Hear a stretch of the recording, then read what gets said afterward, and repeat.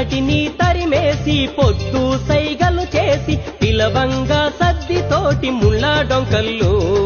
ఎర్రాటెండల్లో ముళ్ళా డొంకల్లో ఎర్రాటెండల్లో